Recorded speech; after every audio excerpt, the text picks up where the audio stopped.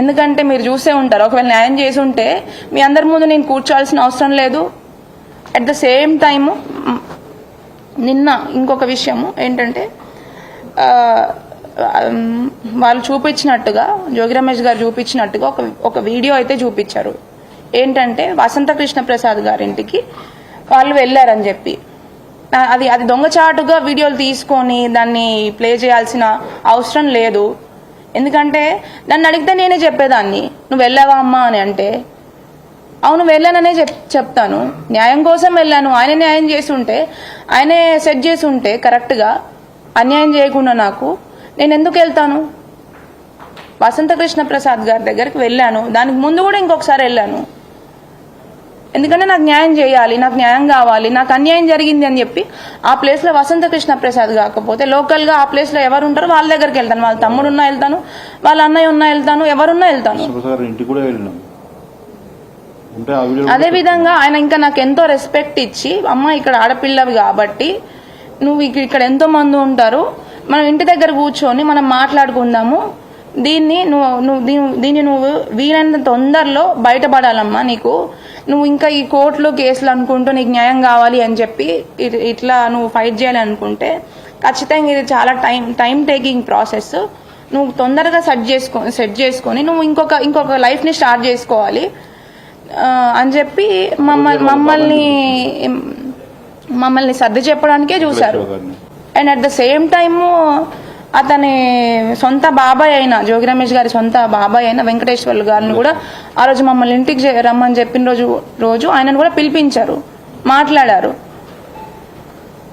ఇది పాప ఇంత ఇబ్బంది పడుతుంది, అమ్మాయి తప్పేం లేదు, చూడండి అమ్మాయి దగ్గర ఎవిడెన్స్ కూడా ఉంది, ఒకసారి మీరు ఏ రకంగా మరి ఇంటి పెద్దగా పిలిపించి మాట్లాడారు.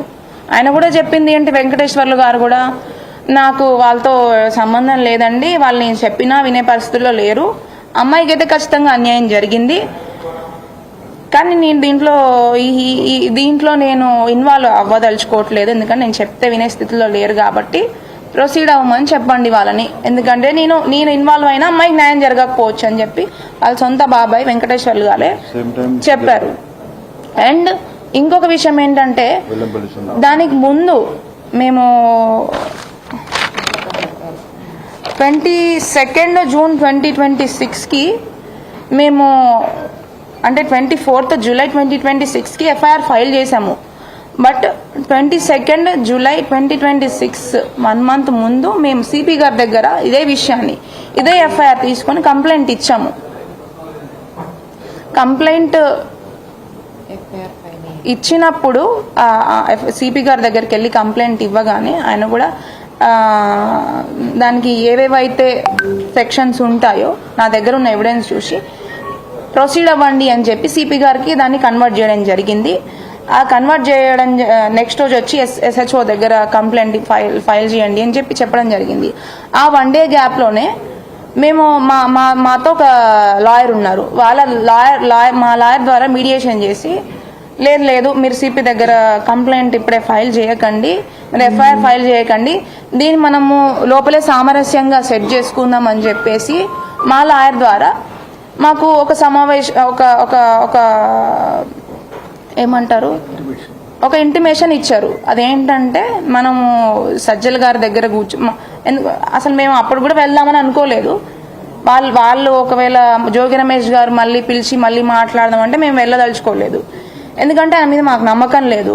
1.5 year నుంచి నన్ను అన్ని రకాలుగా నా కుటుంబాన్ని పెళ్ళైన 1 వారం రోజులకే ఇబ్బంది వచ్చింది అని చెప్పితే 1 year వరకు ఎక్స్టెండ్ చేసి నన్ను ఇబ్బంది పెట్టి ఎన్నోసార్లు మమ్మల్ని సెటిల్ చేద్దాము, సరే అయిపోయింది ఏదో అయిపోయింది మనం మాట్లాడుకుందామని చెప్తూనే పెద్ద మనుషులు లాయర్లని వాళ్ళందరినీ మధ్యలో పెట్టుకొని మాట్లాడతామని చెప్తూనే ఆయన ఈ 1 year గ్యాప్లో అతనికి ట్రీట్మెంట్ ఇప్పిస్తాము, అతనికి ఇంకొక 4 months జైలుకి వెళ్ళడం ఇదంతా జరిగింది. సో ఇదంతా అయిపోయిన తర్వాత మేము 1.5 year తర్వాత మొన్న రీసెంట్గా లాస్ట్ మంత్ కంప్లైంట్ సిపి గారికి ఇస్తే ఇచ్చిన వెంటనే అందరికీ తెలిసిన వెంటనే మీరు కంప్లైంట్ ఇవ్వద్దు, మీరు అదేంటి సజ్జల గారి దగ్గర రామకృష్ణ గారి దగ్గర మాట్లాడుకుందాము అని చెప్పితే సరే సజ్జల రామకృష్ణ గారి దగ్గర అంటున్నారు కాబట్టి మాకు ఆయన మీద పూర్తి నమ్మకం ఉంది, ఒక పార్టీ హెడ్ కాబట్టి మాకు నమ్మకం ఉంది కాబట్టి మేము అక్కడికి వెళ్ళాము. వాళ్ళు చెప్పినట్టే కంప్లైంట్ ఇచ్చిన నెక్స్ట్ రోజు ఆయన మీద గౌరవంతో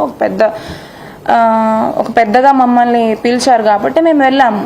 వెళ్ళిన తర్వాత అక్కడ ఖచ్చితంగా సజ్జల గారి దగ్గర వెల్లంపల్లి శ్రీనివాస్ గారు ఉన్నారు అండ్ జోగి రమేష్ గారు, వాళ్ళ కుటుంబ సభ్యులు, వాళ్ళ లాయర్ గారు, వాళ్ళందరూ కూడా తీసుకొని వచ్చి సజ్జల గారి దగ్గర కూర్చోబెట్టడం జరిగింది.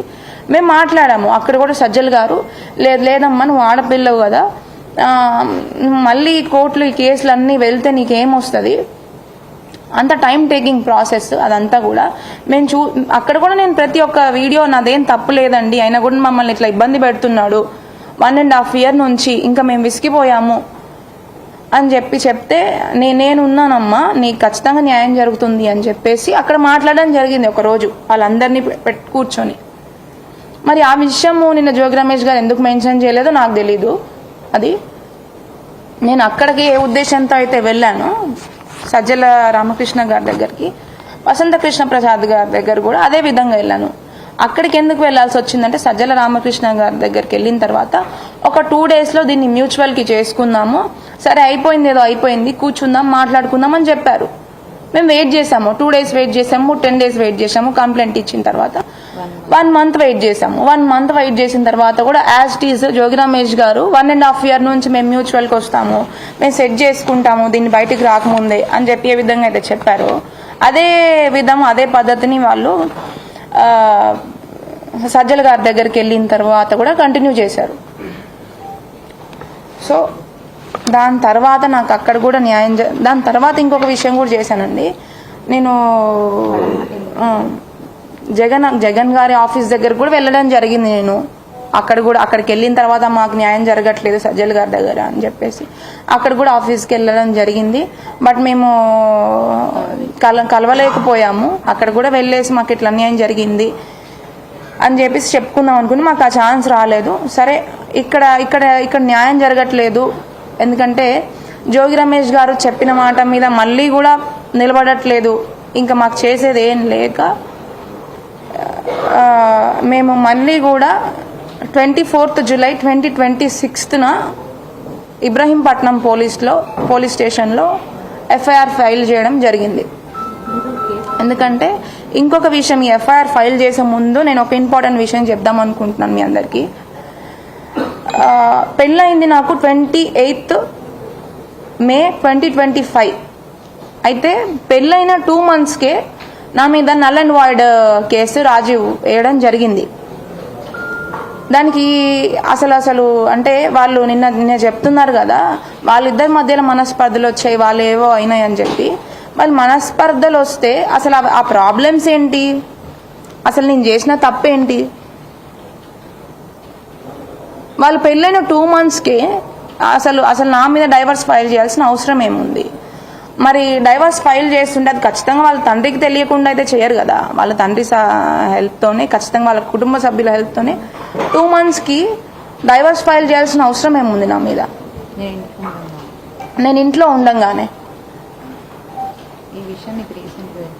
అండ్ ఆ విషయం నాకు ఇప్పుడు అంటే మరి మీకు పెళ్ళైన మరి మీకు ఆగస్ట్ ఇది ఏంటి పెళ్ళైన 2 monthsకే మీకు తెలిస్తే మరి ఇప్పుడు దాకా మీరు ఉండడానికి కారణం ఏంటి అని మీకు క్వశ్చన్ రావచ్చు.